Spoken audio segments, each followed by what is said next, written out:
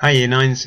So we've done the lesson last week about the link between uh, uplands and rainfall and kind of think about the start of our rivers. But what we're looking at today is what is the hydrological cycle? Okay, so your title for today, what is the hydrological cycle? And then two quick recap questions. So what is bottom-up development? Okay, so what is bottom-up development? Thinking back to the start of Year 9. And then name 3 impacts of TNCs in India.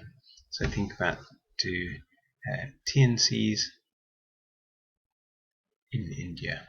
Okay, so pause your video, have a go at those 2 questions, and then we'll go through the answers.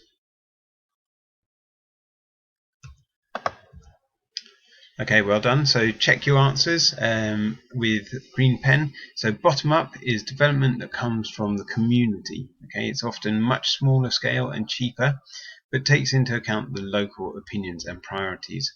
So we looked at sort of sanitation, for example. So building small toilets for local populations to make the area safer for women in particular, but also more hygienic, so that there are multiplier effects in terms of people being much more healthy, in terms of people being able to then go to work, and all of those kind of things. Okay.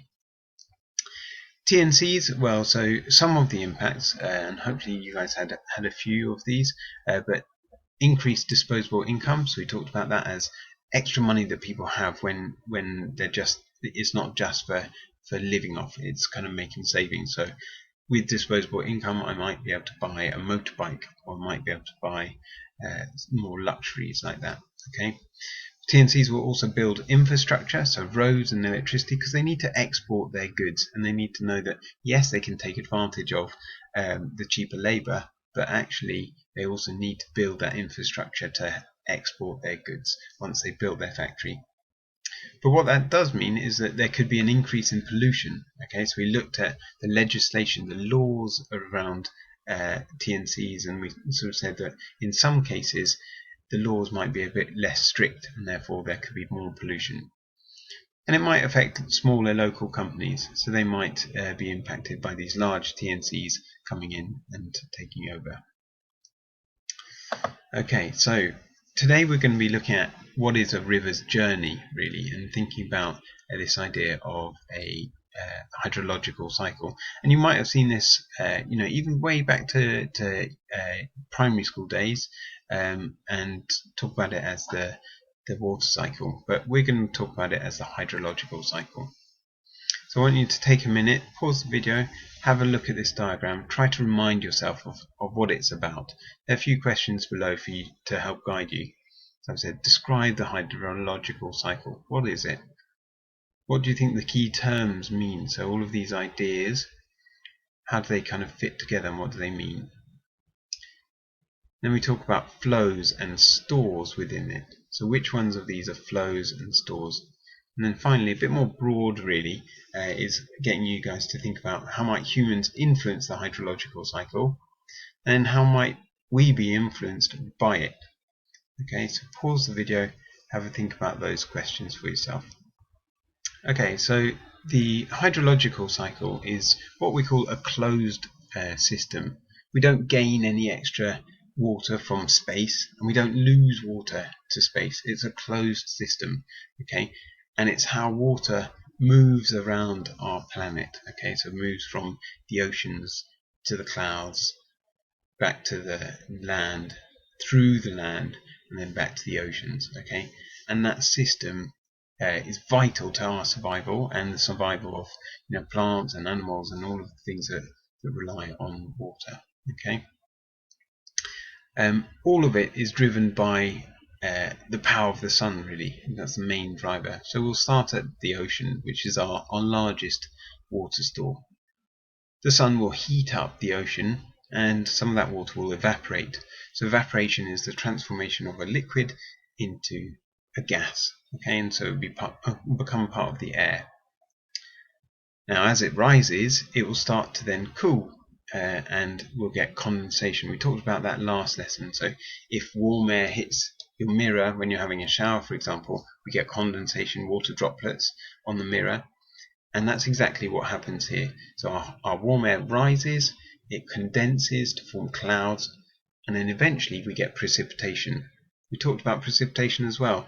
It's not just rainfall, it's anything that comes out of a cloud. So, at the moment we're getting precipitation in the form of snow over London.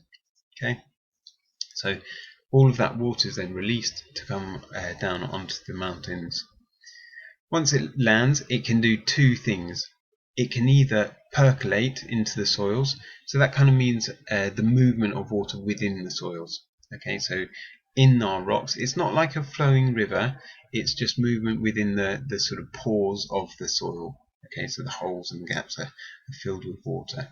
Okay, and that goes down into the water table, and eventually it will flow through the ground and back into the sea. Or it can run off overland, okay? And overland runoff is what we see, okay? So when it rains and there's water running down the streets, that's runoff, or water running down the ground into our rivers, that's runoff as well, okay? The last thing that can happen is that trees will uptake that water. They'll take it up and absorb it, okay? And some of that is released as transpiration. It's kind of like our sweating. We release water, so do trees. They transpire, and so that kind of skips a step in the hydrological cycle. It re-releases the water back into the atmosphere. Okay, so I'm going to get you guys to do a little bit of work on this at the end of the lesson. I've got a worksheet for you guys, but have a think about that as the idea of sort of our hydrological cycle. I asked you guys what aspects were flows and aspects were stores. So you can see on this diagram, you've probably already worked out the ones in yellow are flows and the ones in blue are stores. Okay, so stores are just where the water isn't moving. It's kind of stored in that particular environment. Okay, so we're going to take a pause there, and then we're going to explain what you're doing next. Okay, so you guys have spent quite a bit of time on screens, and we want you to spend a bit of time moving away from that and being a bit more creative with your work. So what I'd like you guys to do is to have a go at making your own hydrological cycle. Okay, so I've given you some ideas here. So you could do water cycle in a sandwich bag. There's loads of different ideas on the internet for you guys to do a bit of research before you get started on it. You can make a 3D model, okay, as a sort of a lockdown project, and add your annotations and your ideas on there. Or a bit more simple than that is to do it on a paper plate, okay.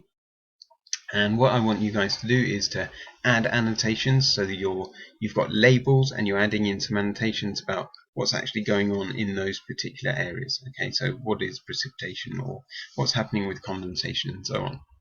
These are the words that I want you guys to use. Okay, so all of those, and I'll upload those onto class charts as well. Okay, for those of you in school, things might be a bit more tricky, so be creative. We want you guys to have a go at this. This is some examples of students' work when they did waterfall formation. Okay, so they've used what's around them to describe what's going on, and they've added their labels using their cameras and a program to add in labels. So that would be okay for your work. Okay, so have a go at this. It's a little bit of time away from the screen. It's a little bit more fun, interesting way of presenting this, but gets you to think about what the hydrological cycle actually is. Okay, so once you've done that, I want you guys to have a go at this worksheet. It's uploaded on class charts, and so either you can print it off, or you can do a sketch in your book for the hydrological cycle. I want you to add your keywords into your description. Then underneath, I want you to give a definition of each. Okay, so do that in your books. And then finally, the last part of it, right at the bottom of the sheet, is thinking about how does the hydrological cycle affect us and how do we affect it. Okay, so just some couple of ideas about how the water cycle affects us, but also think about how do we affect the hydrological cycle. What could we do to influence it? Okay, some ideas at the bottom of your page on there, please. And that's what I want you guys to upload. So upload your worksheet or the work that you've done, as well as a photo of your creative project. I'll give you a few days to do that, so that you can be a bit more creative with your the sort of tools and art project starting. Alright, all the best. We will see you on Wednesday in a Zoom meeting to go through this.